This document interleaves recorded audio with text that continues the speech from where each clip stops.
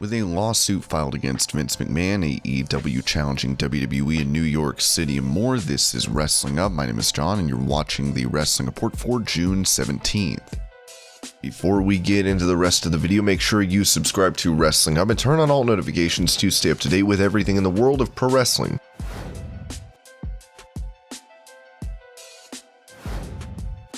Bret Hart would appear in AEW during Double or Nothing to present the world title, but has not been seen in the company since. As Dave Meltzer noted, it was a last-minute thing. They asked him to present the title and he said sure. He knew he would get heat with Vince, but you know Bret. He did not have a contract saying he couldn't do it, and he did not worry that much about getting heat from Vince. So he worries to a degree because Natalya is still there and you don't want them to take out reprisals against her.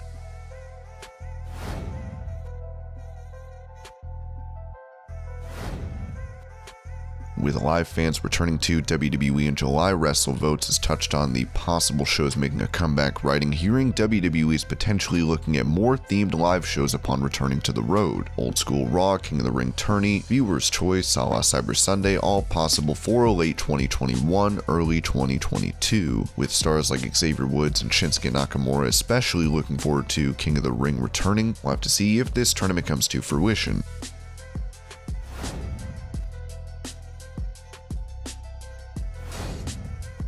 When asked about possibly facing The Rock with Sports Nation, Roman Reigns had this to say about him and John Cena making a WWE return. "Yeah, that is a dream for a lot of our fans, but it ain't a dream of The Rock's. You know what I mean? I get a lot of this with Dwayne and John Cena as well. These guys are doing very well for themselves. There's no question about it. So I don't know, if I were these guys, I don't know if I'd want to come back and deal with me. I am a problem right now for everybody. If I were them, I'd stay on set and keep pumping out these streaming service movies. Don't come to the ring," is what I would do. Cena is rumored to be returning at SummerSlam this year for a match against Reigns, while The Rock is reportedly looking to face Roman at one of the upcoming WrestleManias.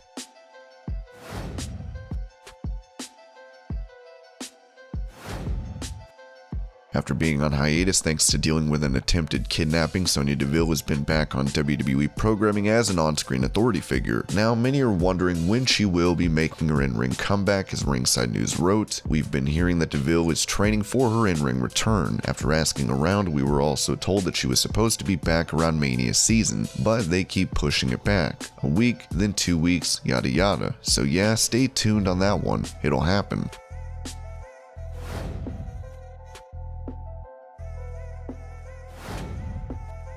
WWE had been previously sued over apparent misrepresentation of their dealings in Saudi Arabia, which was settled in November for $39 million.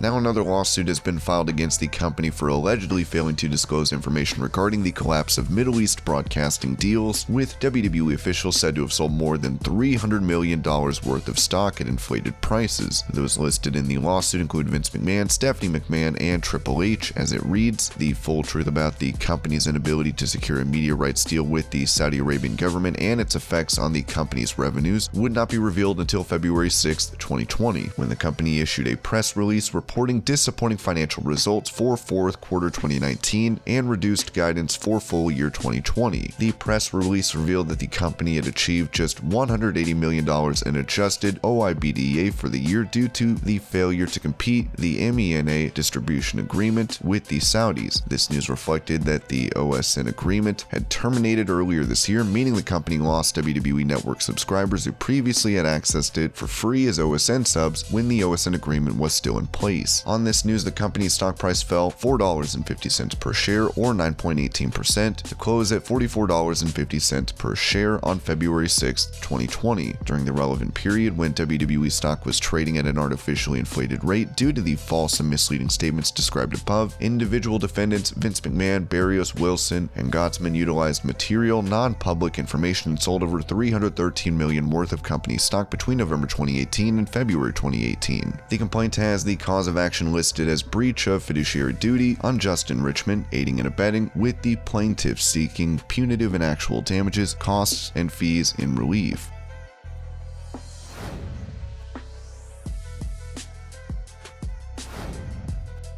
Speaking to WWE India, Wade Barrett touched on NXT and on one of their superstars, LA Knight, as Wade believes he will main event WrestleMania. Somebody I'm really excited by at the moment is a relative newcomer to NXT, and it's LA Knight. I thought his performance in the ladder match at NXT TakeOver in Your House was incredible. Obviously, I have a certain amount of childhood memories related to the $1 Million Man and the $1 Million Championship, so to see such a great, historic, prestigious championship back in the world of NXT is fantastic, and for it to be around the waist of LA Knight to me is just superb. He is the ideal person to continue the legacy of the $1 Million Man, Ted DiBiase, and he might even go one further. DiBiase never main evented a WrestleMania. I think LA Knight can certainly do that, with Knight becoming the $1 Million Champion, then turning on and attacking Ted DiBiase. We'll have to see what comes next for him on NXT.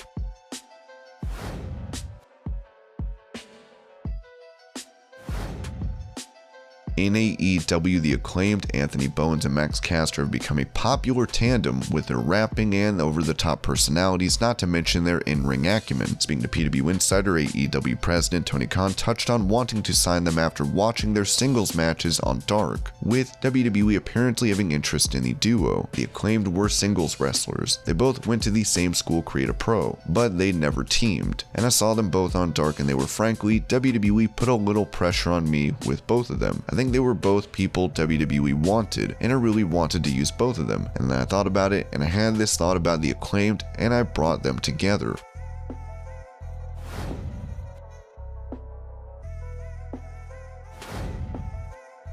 With WWE looking to head to New York City, a newspaper from the New York Daily News has a headline warning the chairman of WWE about the competition, with Britt Baker posting a picture of it as the print reads, "Wham bam, look out McMahon, upstart wrestling team heads to Queens in challenge to WWE." With the New York Daily News, Chris Jericho touched on AEW's debut in New York City, stating it's a trumpeting call that AEW is back on the road at the highest of levels. It's ready to take control of New York City. It's a celebration. It's a victory. We'll be vindicated as the coolest wrestling company in the world today. What fans can expect is what we've been doing, just at a higher intensity level and a higher energy level because of the people in the crowd giving us more inspiration and more energy and more reward for what we're doing. AEW will be presenting their Dynamite Grand Slam episode for the occasion, with fans eager to see how the upstart promotion takes it to the wrestling juggernaut.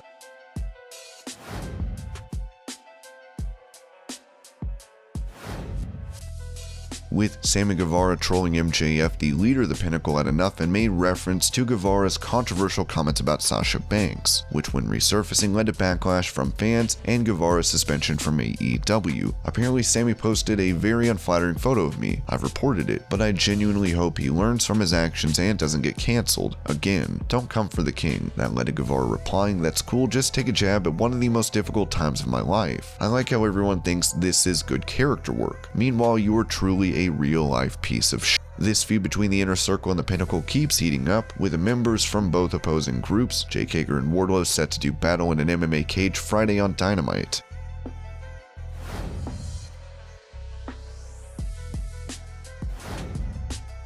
Speaking of cage fighting, AEW star Thunder Rosa has competed in the world of MMA lastly on November 8th in 2019, coming up short by unanimous decision. Speaking with Wild On, she mentioned her MMA training. "I had a fight in 2019 and was scheduled to have 3 more fights, but COVID happened. With my wrestling career on the rise, I have to make a decision. If I want to keep fighting or if I want to focus 100% on wrestling. I have to be honest with myself in the decision. I'm not going to stop training MMA. That's one thing that has created an edge and is different from a lot of the girls in the circuit, so I will not stop training MMA. Just in case I decide to say before I sign with anyone I want another fight, I'm still conditioning and ready to go. Financially, it's very hard. In MMA, the big companies, you can get between $10K and more plus sponsorships. Other than that, a lot of guys and girls I know have full-time jobs and then do MMA. It's a hard life. You have to take into consideration training and paying for your camp, strength and conditioning, food, physical therapy, all this stuff that adds up." And this was your Pro Wrestling News Update. I hope you're all having a great day. Thank you so much for watching, and I'll see you later.